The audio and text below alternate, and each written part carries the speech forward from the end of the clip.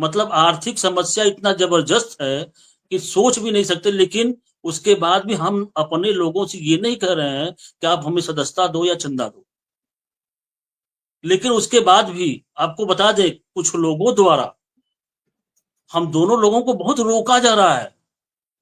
क्यों इतना दौड़ रहे हो? उसका कारण सिर्फ एक है, ना कोई लालच है। सच्चाई आपके मैं चैनल के माध्यम से खुला बोल रहा हूं। जिसको भी ये समझ में आ रहा हो कि अजय सिंह या सुशील यादव को किसी भी चीज का लालच है, तो दिमाग से निकाल दीजिए। मेरा लक्ष्य, हम लोगों का लक्ष्य केवल एक, हमारे शिक्षा मित्रों की जो समस्या है, जो ये समस्या जबरदस्त समस्या है। अब हमारे लोग मर रहे हैं, 10,000 लोग मर चुके। उनके परिवारों से पूछे जो 10,000 मरे हुए हैं, उनके घर को जाके देखिए, उनके उनके बीवी बच्चों पे क्या गुजर रहा है, वो कैसे जिंदा हैं। 10,000 मिलता है, नहीं चला पा रहे हैं खर्चा, उनका 10,000 भी बंद हो चुका है।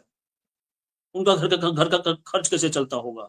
तो लक्ष्य सिर्फ एक है, किसी भी तरह एन केन प्रकारेण अपने लोगों की समस्याओं को दूर कराना, बस एक लक्ष्य है। और कोई लालच नहीं है, ना हमें पद की जरूरत है, ना किसी भी चीज की जरूरत है। हाँ, इतना जरूर है कि मैं जब से संगठन का नाम जाना, तब से उत्तर प्रदेश प्राथमिक शिक्षा मित्र संघ ही जाना। और जब तक रहेंगे, भले एक सदस्य के रूप में ही रहेंगे तो उत्तर प्रदेश प्राथमिक शिक्षा मित्र संघ में ही रहेंगे, ये भी तय है एकदम।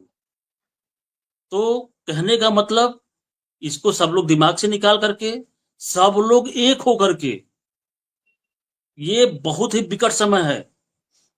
इस समय एक दूसरे पे छीटाकशी, एक दूसरे के ऊपर शक करना, एक दूसरे की टांग खिंचाई करना, ये बहुत भारी पड़ेगा। क्योंकि ये इस बार अगर काम बिगड़ा, जो इस स्तर से यहां तक लाया गया है, अगर इस बार भी बिगड़ा ना, तो कुछ भी नहीं होगा। लिख लीजिए, कहीं कुछ नहीं होगा। इसलिए हम सभी लोगों को, जितने भी पैरवीकार हैं शिक्षा मित्र के या अनुदेशक के, सभी लोग एक होकर के काम करिए, मेहनत करिए, ईमानदारी से करिए। उसके बाद कुछ करवा लीजिए, उसके बाद संगठन चलाइए, कोई दिक्कत नहीं। लेकिन उसके पहले चलिए बात आप केवल एक शिक्षा जी जी विकार बनिए।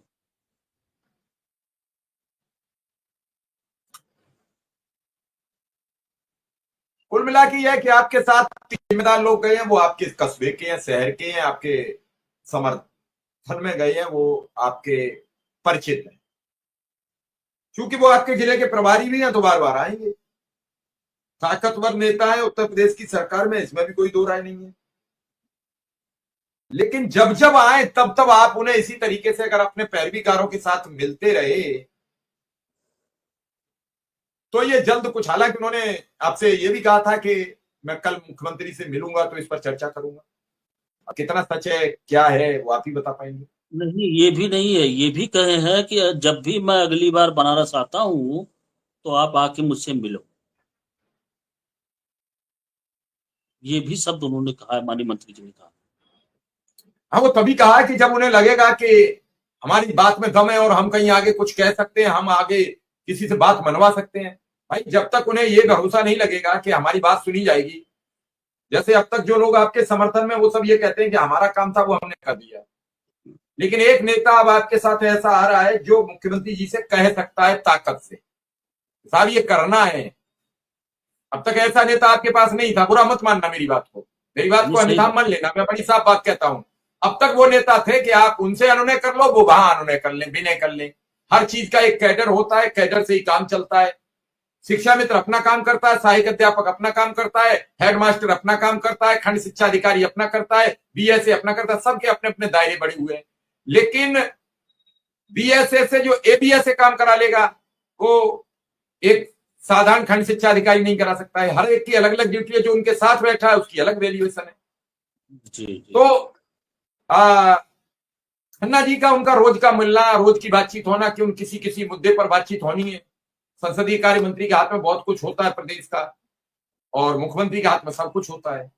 पुराने नेता है देश के, एक बार मुख्यमंत्री का भी उनका नाम चला था, लेकिन किन्हीं कारणों से उनका रह गया था। संघ के नेता है,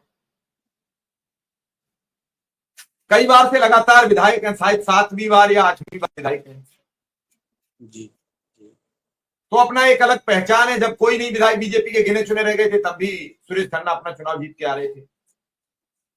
फिलहाल मैं तो यही कहूंगा कि जल्दी आए तब मिलिए, मौका लगे लखनऊ जाए तो भी वहां टाइम लीजिए, मिलिए। कैसे ही जो ये ब्रेक लग गया, एक बैरियर पे आके रुक गया, यहां आके अब तक आगे बढ़ते रहे लगातार, लेकिन अब एक बैरियर लगा हुआ है। इस बैरियर को तोड़ा, काम खत्म, फिर उस पार। तो इस बैरियर को जल्दी से ध्वस्त कीजिए, इस टोल टैक्स के बैरियर को ध्वस्त कीजिए। जैसे 3000 रुपया का कूपन बना दिया सरकार ने कि आप 200 टोल फ्री हो जाए, वैसे ही कोई कूपन बन जाए, मतलब कोई नेता जाके मुख्यमंत्री जी से कह दे इस बैरियर को खत्म कर दीजिए।